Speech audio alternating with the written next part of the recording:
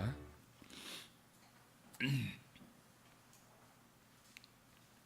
1절부터 16절까지 교독하겠습니다.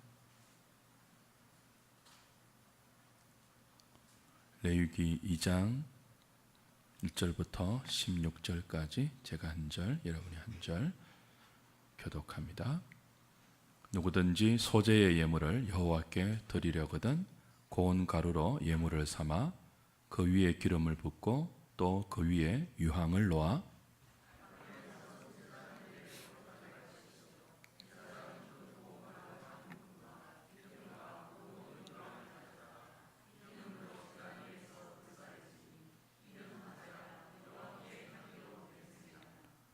그 소재물에 남은 것은 아론과 그의 자손에게 돌릴지니 이는 여호와의 화제물 중에 지극히 거룩한 것이니라.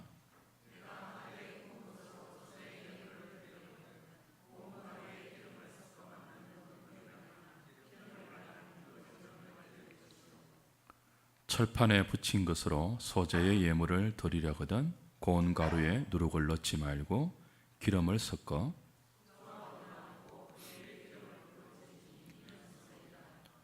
내가 냄비의 것으로 소재를 드리려거든 고운 가루와 기름을 섞어 만들지니라.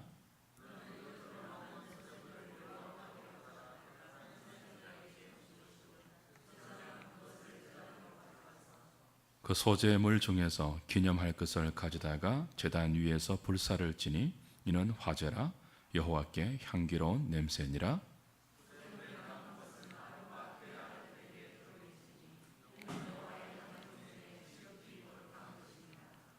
너희가 여호와께 드리는 모든 소재물에는 누룩을 넣지 말지니 너희가 누룩이나 꿀을 여호와께 화제로 드려 사르지 못할지니라.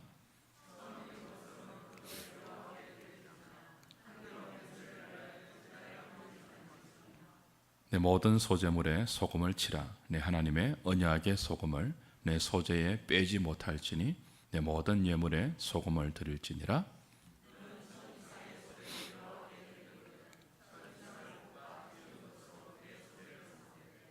그 위에 기름을 붓고 그 위에 유향을 더할지니 이는 소재니라. 제사장은 지은 고식과 기름을 모든 유향과 함께 기념물로 불사를 지니 이는 여호와께 드리는 화제니라. 아멘.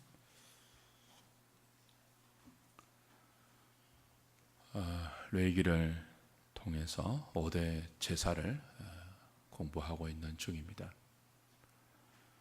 출애굽기가 하나님께서 이스라엘을 애굽에서 건져내신 구원의 역사, 그리고 시내산에서 십계명과 율법을 주시면서 이스라엘과 언약을 맺고 성막을 지으라고 하신 이야기입니다.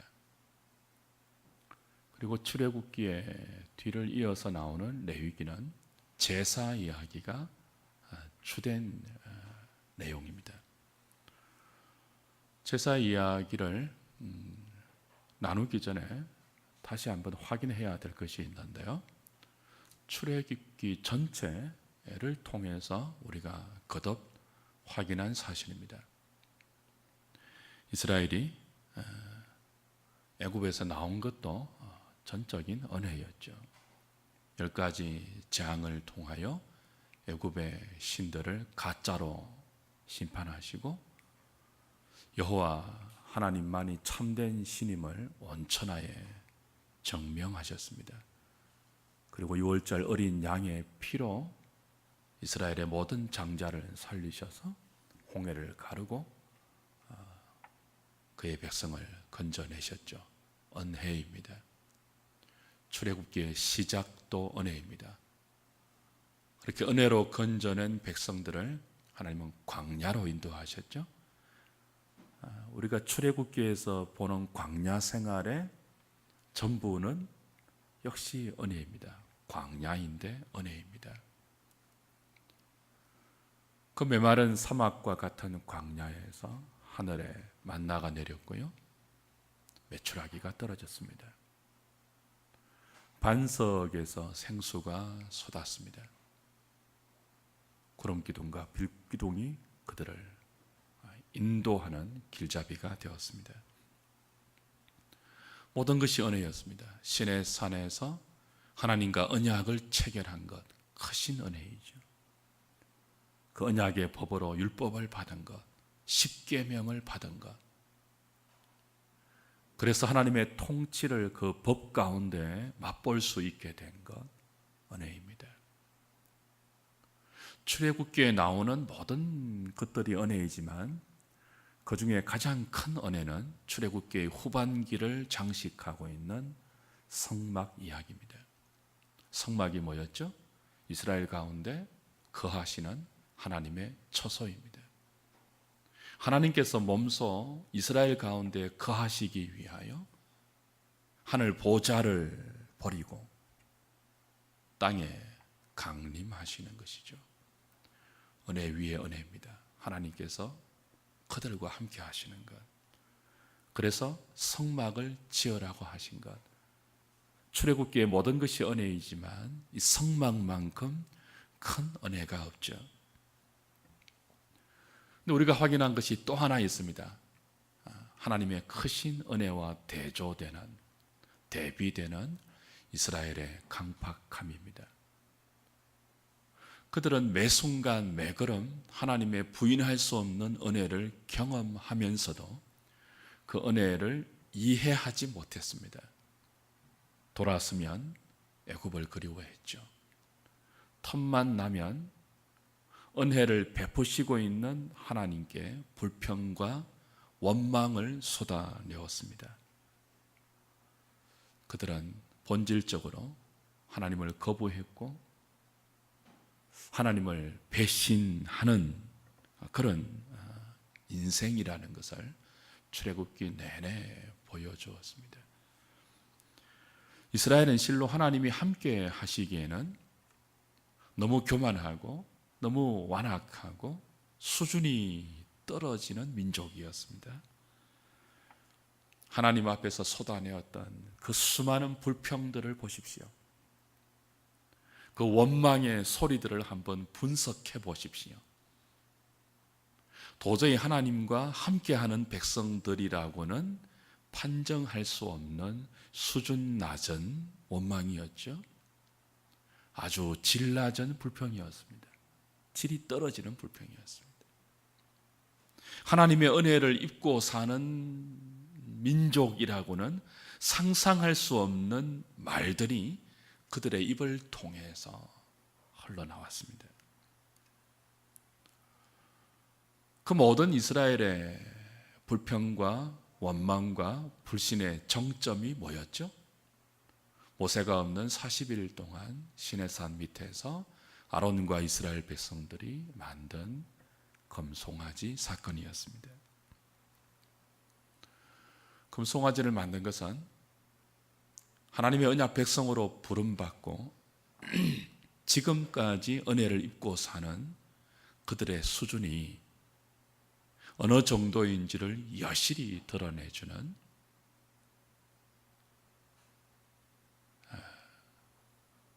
그런 증거의 사건이죠. 그들은 지금까지 자신들을 인도하신 여호와 하나님을 부정했습니다. 모세를 통해서 그들 가운데 함께 하셨던 하나님, 손수 말씀을 주셨고 그 말씀의 신실함을 현실 속에서 분명히 보여주셨던 그 하나님. 그래서 볼 때는 모든 백성들이 찬송하고 아멘 했던 그 하나님. 그런데 모세가 보이지 않자 그 하나님을 당장 부정했죠. 그들은 금송아지를 만들어서 그 금송아지가 지금까지 자신들을 인도하신 신이라고 고백했고 그 금송아지 앞에서 기뻐 뛰놀며 광란의 경배를 드렸습니다. 금송아지 사건은 하나님의 목전에서 하나님을 멸시했던 무서운 반역의 사건입니다. 금송아지를 만들었다는 것은요, 언약의 하나님을 미워하는 것입니다. 그들은 하나님을 사랑하고 이웃을 사랑하라는 하나님께서 주신 언약의 법, 그 언약의 법에 따라서 자신이 좋아하는 것도 때로는 금해야 하고 자신들이 싫어하는 것도 행해야 하는 그런 식의 여호와가 주도하는 말씀의 신앙, 언약의 신앙이 본질적으로 싫었습니다. 그들이 원하는 것은 말씀에 자기를 붙들어 매는 신앙이 아니었습니다. 그 말씀이 지시하는 대로 하나님을 사랑하고 이웃을 사랑하는 삶이 아니었습니다. 그들이 원하는 것은 금송아지를 만든 것에 다 녹아있는 자기 마음대로 사는 것이었습니다. 자기 마음대로 믿을 수 있는 신앙을 그들은 금송아지에 다 담아내었습니다. 금송아지 앞에서 감정을 다 표출할 수 있는, 금송아지 앞에서 기뻐 뛰놀며 찬양할 수 있는, 자신들의 기분을 다 해소할 수 있는 그런 신앙. 금송아지가 암시하는 자신들을 기쁘게 해주는 신, 자신들의 필요를 송아지가 자기를 다 바쳐서 고기도 공급하고 가죽도 공급하고 곰탕거리도 되고 내장도 음식거리가 되는 그런 송아지가 의미하듯이 자신들을 위해서 모든 것을 내어줄 수 있는 그런 신, 자기들을 더 부유하게 만들어주고 더 편안하게 만들어주고 필요한 모든 것들을 아낌없이 공급해주는 송아지 같은 신, 그들은 언약의 하나님, 말씀의 하나님이 아닌 금송아지 같은 하나님을 원했습니다. 자신들의 소원만 채워줄 수 있다면 굳이 이스라엘의 여호와 하나님이 아니라 할지라도 금송아지가 의미하는 전능한 자신들의 소원을 충족시켜 줄 수 있는 그 어떤 신이라 할지라도 우리는 기꺼이 섬기며 그 앞에서 기뻐 뛰놀 수 있다는 신앙 고백을 송아지 앞에서 했습니다. 무엇을 의미했죠? 지금까지 모세를 통하여서 말씀을 주시고 그 말씀과 한치도 어긋나지 않게 백성들을 인도하신 말씀하시는 여호와를 부정하는 것이죠. 우린 그런 하나님 싫다는 것입니다. 하나님을 멸시하는 것이 금송아지 사건이죠. 하나님은 이스라엘이 이런 민족임을 아셨다고요? 모르셨다고요? 아셨습니다. 인간이 본디 이런 존재입니다. 이스라엘이 금송아지 만드실 것을 하나님은 아셨습니다. 능히 예상하셨습니다. 그리고 그런 그들을 불렀습니다. 애굽에서 불렀습니다. 그리고 그런 그들과 언약을 맺었습니다. 아시고 맺었습니다. 배신할 것을 아시고 언약을 맺었습니다. 그리고 그런 그들 가운데 함께 거하시겠다고 성막을 지으라고 했습니다. 금송아지 만들 것 아시면서 성막을 지으라고 했습니다. 놀랍죠? 너무나 놀라운 하나님이에요. 어떻게 그럴 수 있느냐? 이런 수준 낮고 질 떨어지는 이스라엘 백성과 어떻게 하나님이 함께 하실 수 있는가? 아시면서 그들을 불렀고 아시면서 언약을 맺었고 아시면서 그들과 함께 하시려고 성막을 지으라고 하셨고 실제적으로 금송아지를 만드셨음에도 불구하고 모세를 통하여 용서를 하시죠. 모세의 중보를 통하여 용서하십니다. 그리고 또 성령의 은사를 허락하셔서 그들이 성막을 지을 수 있도록 모든 것들을 공급하시고 인도하십니다. 마침내 성막을 완성하셨습니다. 출애굽기의 마지막은 그렇게 성막의 완성으로 끝납니다. 뭘 봅니까? 어떻게 이런 이스라엘과 하나님이 함께 하실 수 있습니까? 애굽에서 끄집어내는 것도 은혜이지만요, 끄집어낸 그들에게 계속 가르치시고 하나님의 하나님 되심을 보이시면서 하나님과 함께하기를 거부하는 그들 가운데 당신의 처소를 지어서 마침내 함께하시는 그 하나님, 놀라운 은혜이죠.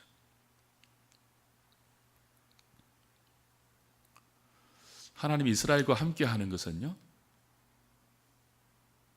순간순간 하나님의 마음에 상처를 입는 것입니다.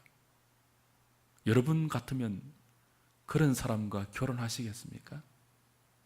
언약은 결혼인데요, 저 사람과 결혼하는 순간 매일 상처받는 것이에요. 그 사람 때문에 매일 마음을 상해야 돼요. 울어야 돼요. 그리고 진노해야 됩니다. 그 사람 때문에 매일 화가 나요. 근데 그걸 알면서도 여러분 그런 결혼하시겠습니까?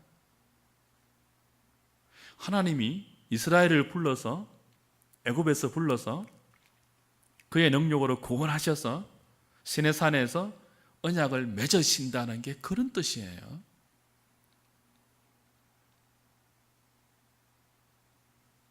그들 가운데 성막을 지어서 그들과 함께 하신다는 것이 그런 의미라고요. 그들과 함께하는 하나님은 매일 상처받으신다고요. 매일 배신당하신다고요. 그걸 아신다고요. 놀랍지 않습니까? 그런 결혼이 어디 있습니까? 그런 동거가 어디 있습니까?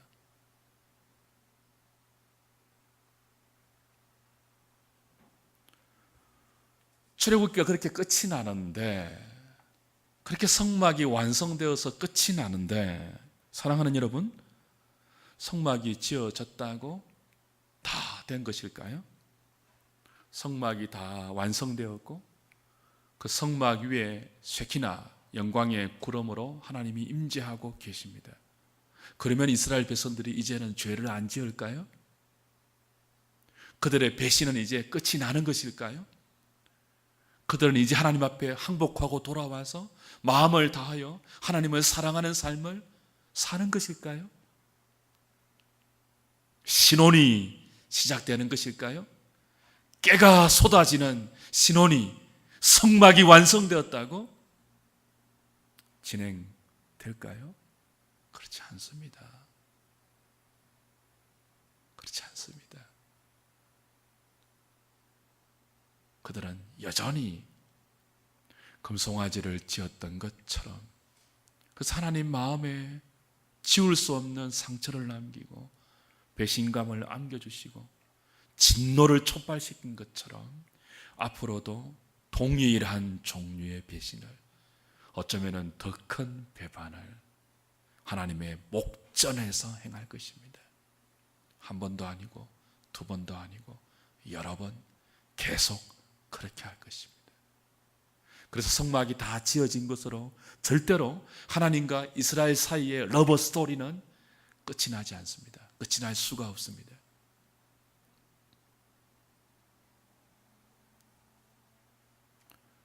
그들은 돌아서면 하나님의 사랑을 잊어버릴 것입니다. 돌아서면 하나님의 은혜를 망각할 것입니다.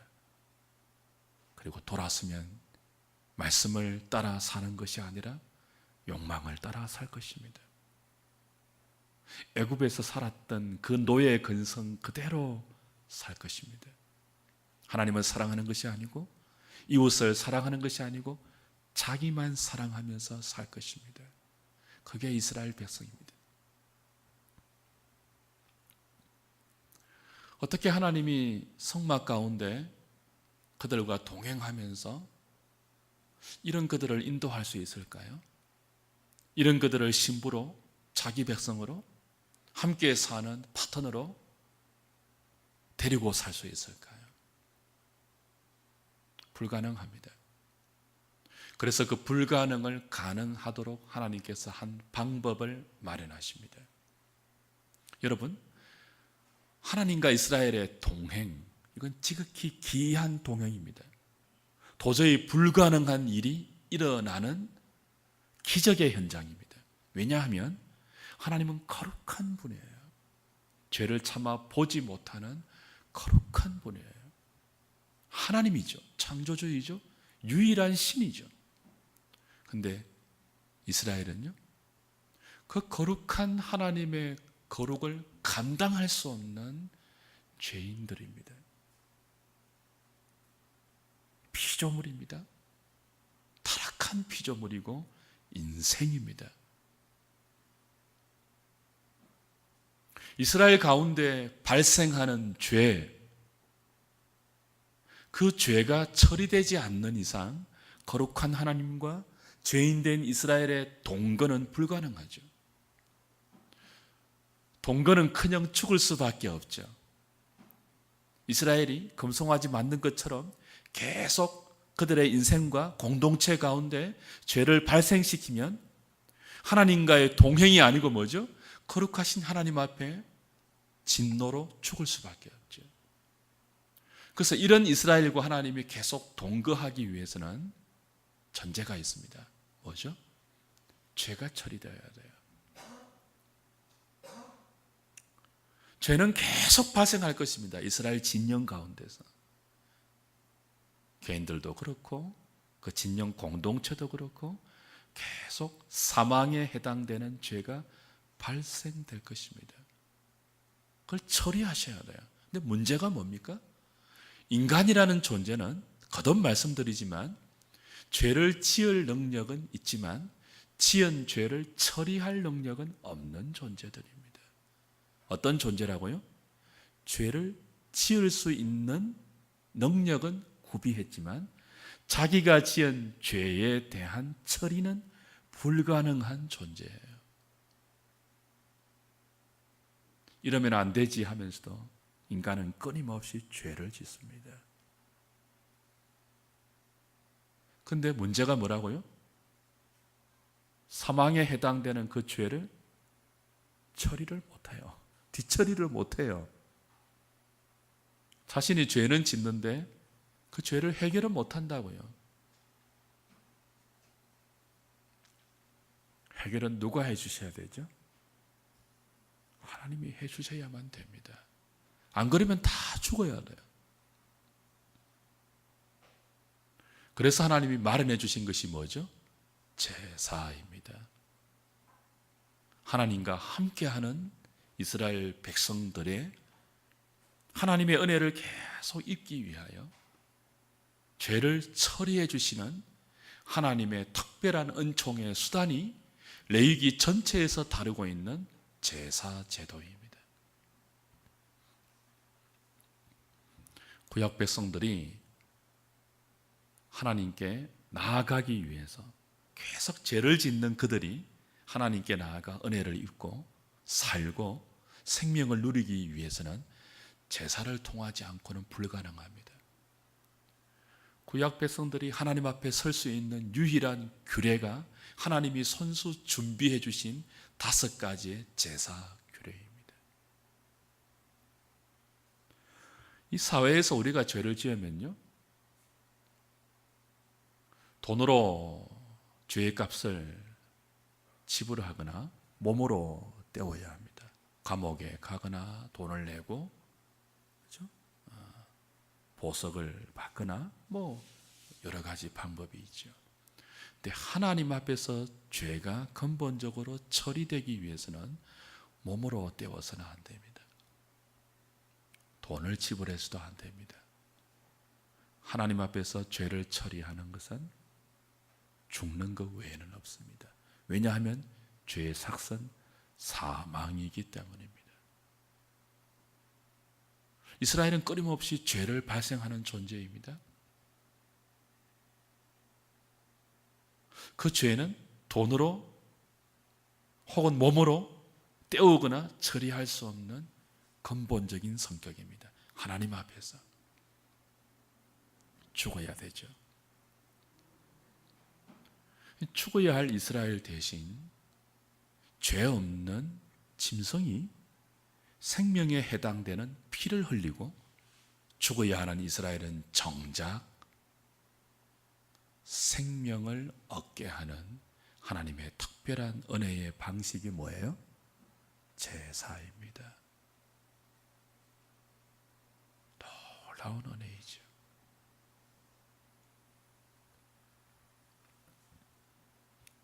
그래서 제사가 중요합니다.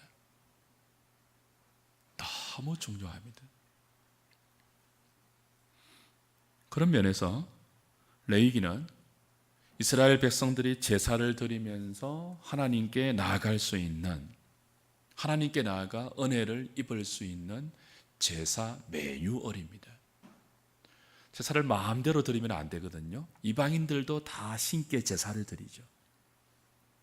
그 이방인의 제사와 하나님께서 손수 마련해 주신 5대 제사는 너무 다른 제사입니다.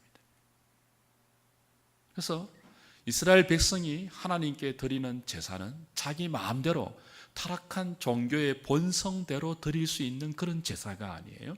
하나님이 지정해 주신 방법대로 5가지의 제사의 규례가 다 다른데 그 방법대로 정확히 드려야 합니다. 그 제사 매뉴얼대로 드리면 누구든지 은혜를 받습니다. 용서를 경험하고 하나님의 생명을 체험합니다. 그러나 하나님이 손수 가르치신 이 제사의 방법이 아니고 다른 방법으로 나가면 죽습니다. 누구처럼요? 나답과 아비후처럼 죽습니다. 그러니 제사가 중요하죠.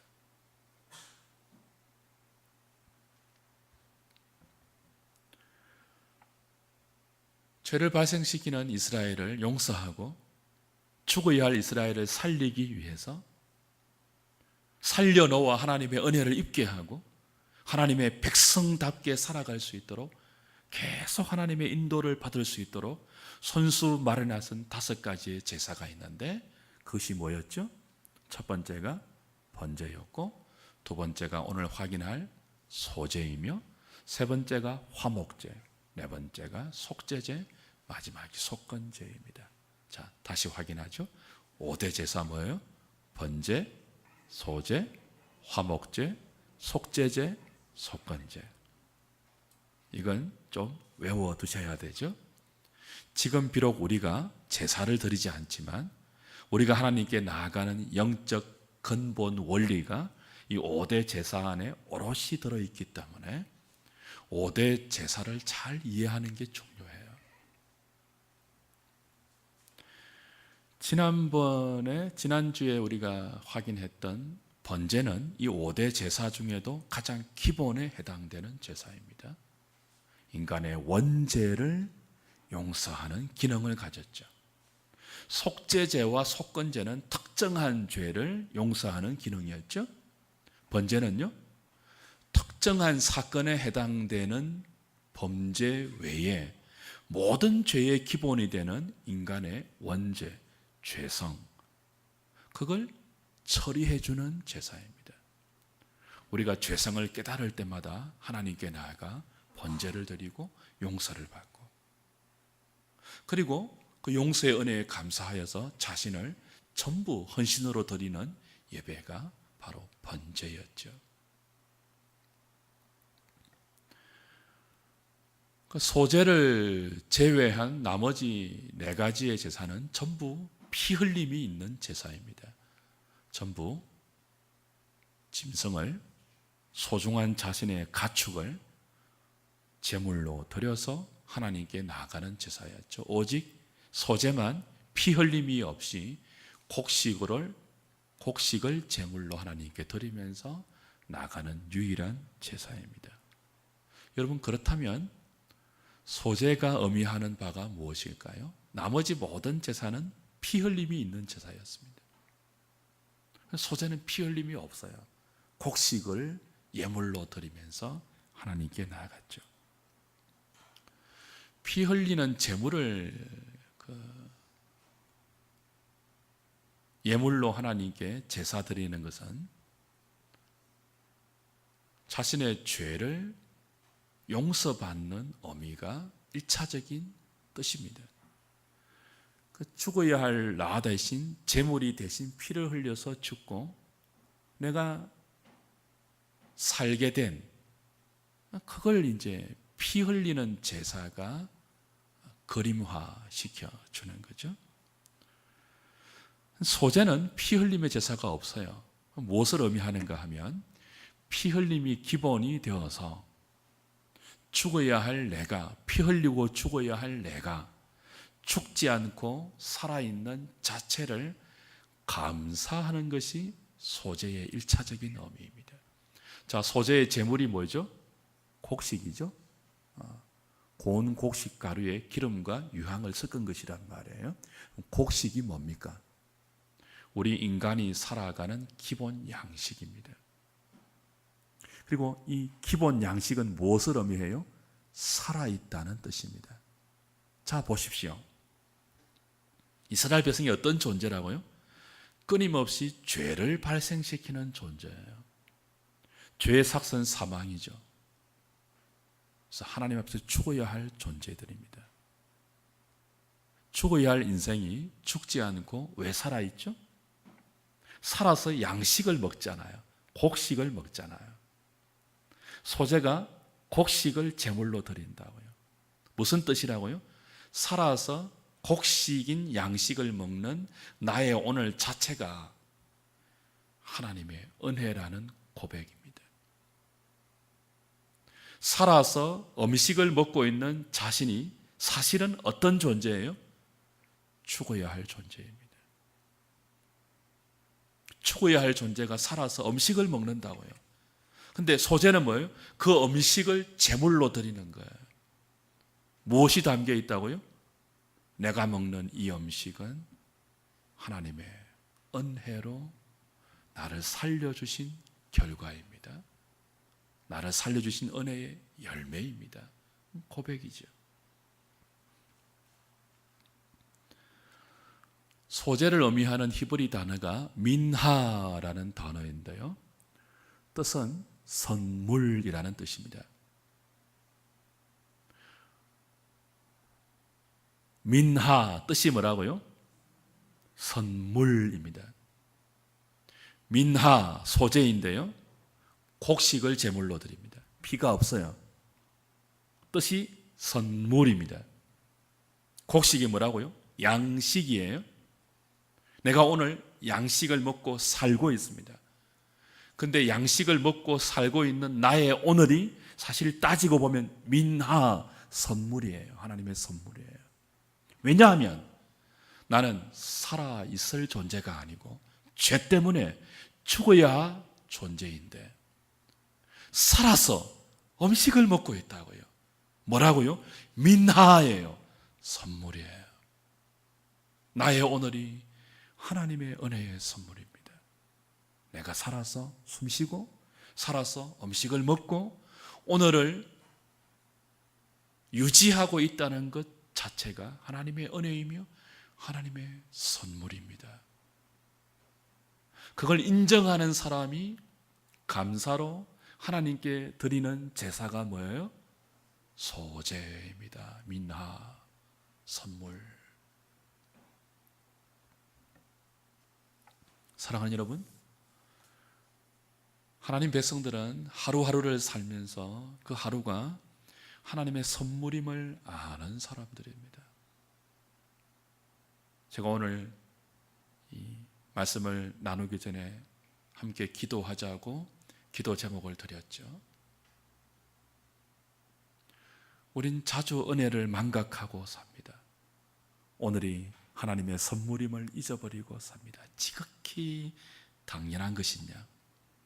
아침에 일어나 호흡하는 것이 너무나 당연한 것이냐? 그것이 나의 권리이냐? 저녁에 잠자리에 들 수 있다는 그 자체가 너무나 당연한 것이냐? 살지만 사실 그리스도인이 어떤 사람이에요? 그걸 당연히 여기지 않는 사람들이죠. 그걸 은혜로 고백하는 유일한 존재들이죠. 아침에 일어나 눈을 뜨는 것, 코끝에 하나님의 생기가 아직도 선물로 주어져서 호흡할 수 있는 것, 모든 것이 은혜라고 고백하는 사람들입니다.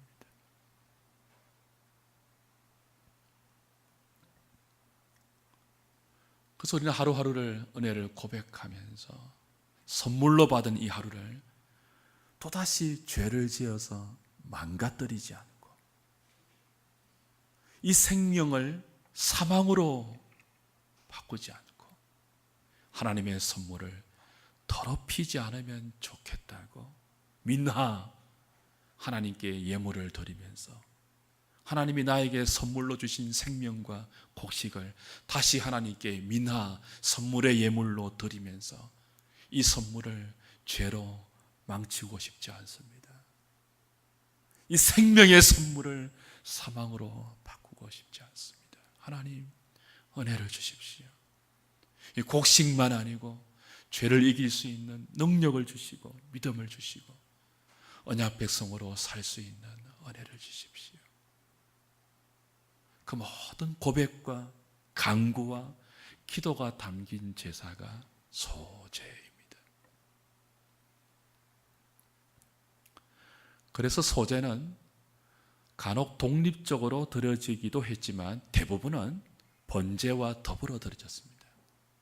나의 죄성을 용서하시는 번제를 더불어 소제와 함께 드렸던 거죠.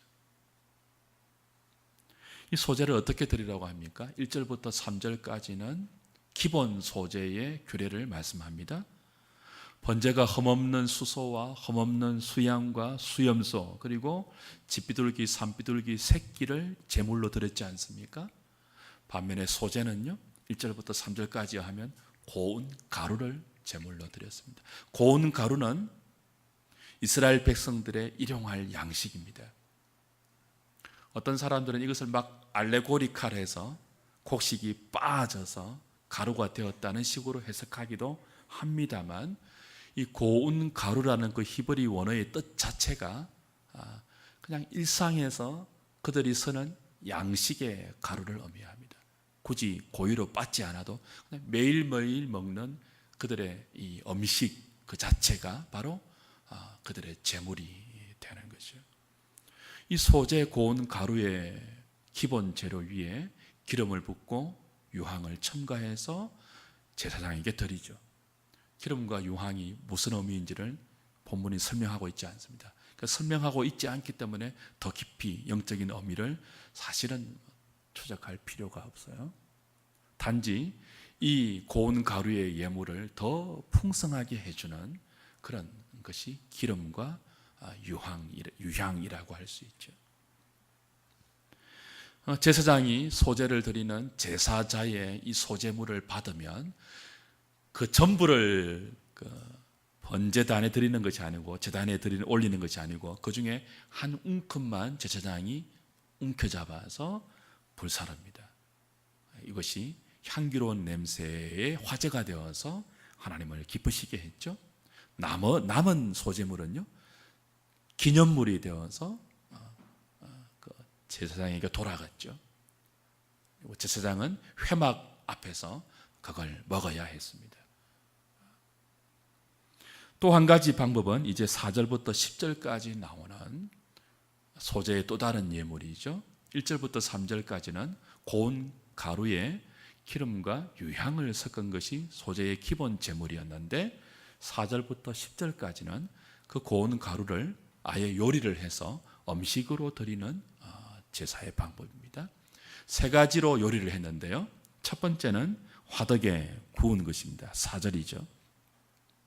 두 번째는 5절에 나오는 것처럼 철판에 붙인 것입니다. 세 번째는 7절에 나오는 것처럼 냄비에 삶은 것입니다. 그러니까 소제를 드리는 방법이 네 가지예요. 총 첫 번째는 뭐죠? 고운 가루에 기름과 유향을 섞어서 드리는 것이고 두 번째는 뭐죠? 화덕에 고운 가루를 구워서 드리는 거예요. 요즘 말로 하면 오븐에 빵을 굽는 것처럼. 세 번째가 뭐죠? 철판에 붙인 것입니다. 프라이팬에 붙이는 그죠? 그런 거죠. 이런 음식을 뭐라고 해요? 부침개라고 합니까? 그런 종류로. 네 번째가 뭐죠? 냄비에 삶아서 소재를 드리는 것입니다. 근데 여기에는 전부 고운 가루에 기름을 섞어서 화덕에 굽든지 철판에 뭐예요? 이렇게 지지든지 냄비에 삶든지 그렇게 하는 거죠. 여기에 이제 금지되는 것이 있습니다. 누룩과 꿀은 요리로 소재를 드릴 때 첨가하지 못하게 했습니다. 일상에서 고운 가루를 가지고 음식을 먹을 때는요, 누룩을 섞어서 요리를 만들거나 꿀을 첨가해서 요리를 만들죠. 맛을 위해서. 누룩을 넣어야 부풀어 오르고 맛이 부드러워지고 꿀을 첨가해야 달달할 것 아닙니까? 근데 그 음식을 하나님께 소제물로 드릴 때는요, 누룩을 첨가하지 못하도록 했습니다. 꿀도 넣지 못하도록 했어요. 왜 그럴까요? 소재가 어떤 제사라고 했죠? 나의 오늘이, 내가 음식을 먹고 사는 나의 오늘이 하나님의 은혜의 결과인 줄 알고 하나님의 선물인 줄 알고 그 은혜에 감사해서 드리는 제사이거든요. 이 선물을 죄로 망가뜨리지 않으면 좋겠습니다 하고 다시 은혜를 구하는 제사 아닙니까? 그 제사에는요, 부풀려져서는 안 돼요. 그 제사에 하나님께 드려지는 예물을 부풀리게 하는 누룩이 들어가서는 안 돼요. 누룩이 죄를 상징하기도 하지만 부풀리는 것이거든요. 그들의 감사에, 그들의 고백에 과장이 없어야 됩니다. 부풀려서는 안 돼요. 그러니까 우리의 신앙 고백이 과장이 들어가서는 안 돼요. 제가 간증을 싫어하는 이유가 거기 있습니다. 대부분의 간증은 과장이 들어갑니다. 하나님은 그렇게 하지 말라고 하세요. 하나님, 나의 오늘이 하나님의 선물입니다 라고 할 때 과장하지 말라는 거예요. 있는 그대로 부풀려 말하지 말라는 거예요. 고백을 부풀려서 하지 말라는 거예요. 믿음이 없는데 있는 것처럼 나가지 말라는 거예요. 있는 모습 그대로. 이것이 하나님이 주신 선물입니다. 담백하게 나가라는 거죠. 달달하게 꾸미지도 말라고 해요.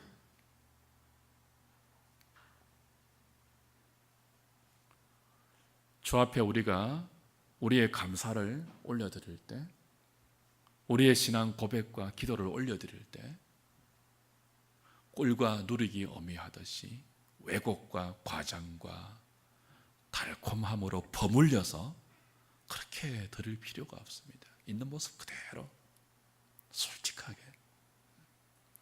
또 한 가지 의미가 있죠. 이건 동시에 오늘 나의 삶이 누룩으로 부풀려지지 않아도, 오늘 나의 삶에 꿀을 가미하지 않아도 지금 내가 부족하게 느끼는 이 오늘이 뭐예요?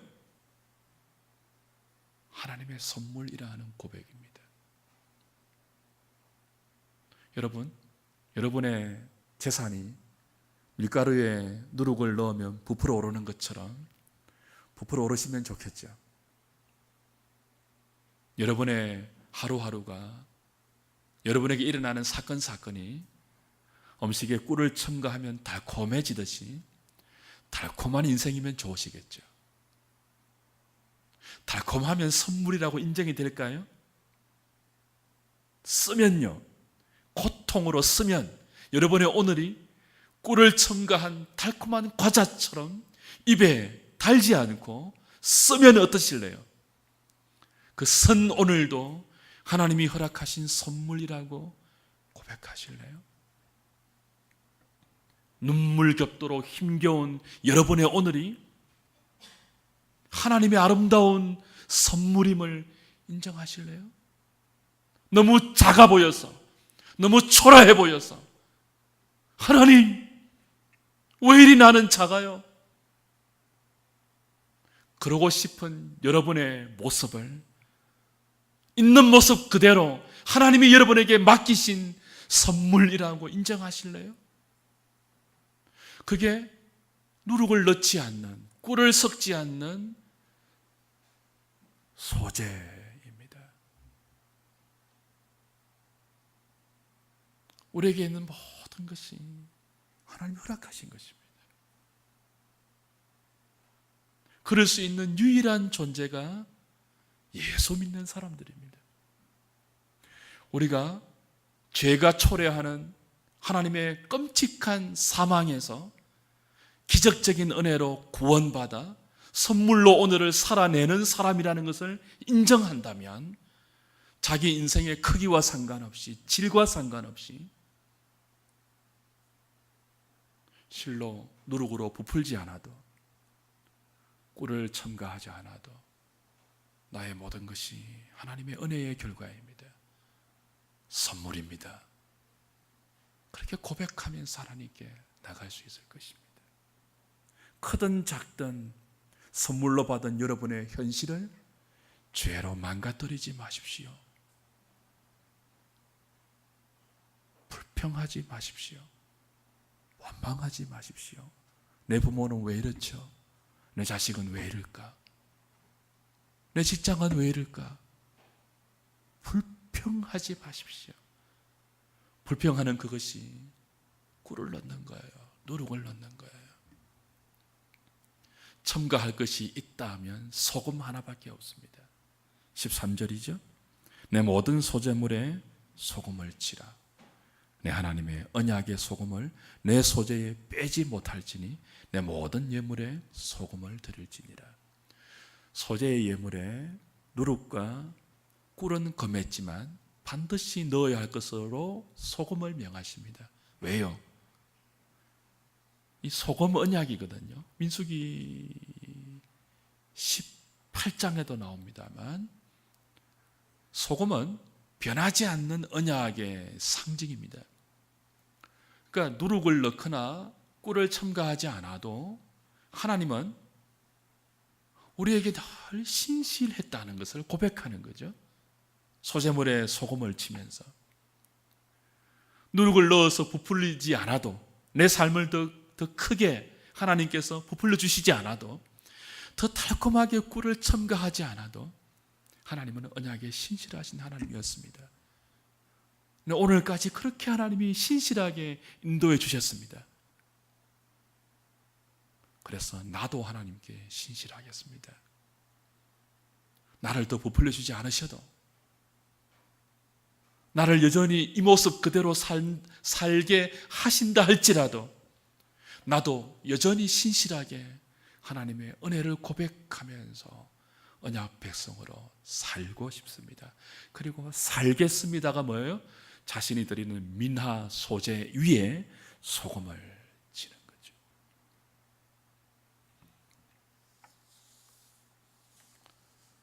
사랑하는 여러분,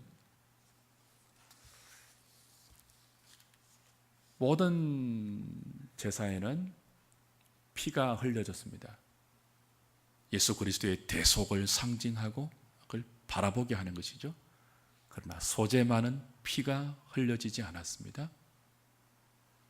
모든 제물은 피가 있든 없든 예수 그리스도를 바라보게 하는 모형입니다. 그렇다면 피 흘림이 없는 소재는 주님의 어떤 것을 바라보게 하는 것일까요? 피 흘리는 모든 다른 제사는 십자가에 죽으셔서 우리의 죄를 용서하시는 그리스도의 대속을 바라보게 합니다. 피 흘림이 없는 소재는요, 그분의 생애 자체입니다. 십자가의 죽음만이 아니고 이 땅에 오셔서 십자가에 달려 죽으시기까지 말하고 행동하고 걸어가셨던 그분의 모든 생애 자체는 하나님을 기쁘시게 하는 생애였죠. 그분의 생애 자체도 하나님께 드려지는 산 제물이었습니다. 죽음만이 아니고 소재는 그리스도의 생애를 바라보게 하는 제사이죠. 다른 모든 제사가 그분의 죽으심을 집중하고 있다면 소재는 그분의 살아심, 생애, 하나님께 순종하셨던, 철저하게 순종하셨던, 자신을 산 제물로 하나님께 드렸던 그리스도의 생애 그 자체를 우리로 하여금 바라보게 하는 것입니다. 그리스도의 죽으심을 감사하는 다른 제사와 더불어서 소재가 드려지는 이유가 여기에 있습니다. 주님의 죽으심을 기억하는 동시에 그분이 사셨던 것처럼 우리도 주님의 죽으심에 근거하여 선물로 오늘을 살아갈 때 주님의 생애처럼 그렇게 우리 자신을 하나님이 기뻐하는 거룩한 산 제물로 드리겠다는 고백이죠. 소제입니다. 제가 좋아하는 찬송이 하나 있는데 오늘 이 찬송 부르면서 좀 기도하면 좋겠습니다. 이 찬송이 우리가 배웠던 소제의 내용과 딱 맞아떨어지는 찬송이에요. 오늘을 위한 기도라는 노래인데요. 한번 같이 불러보겠습니다.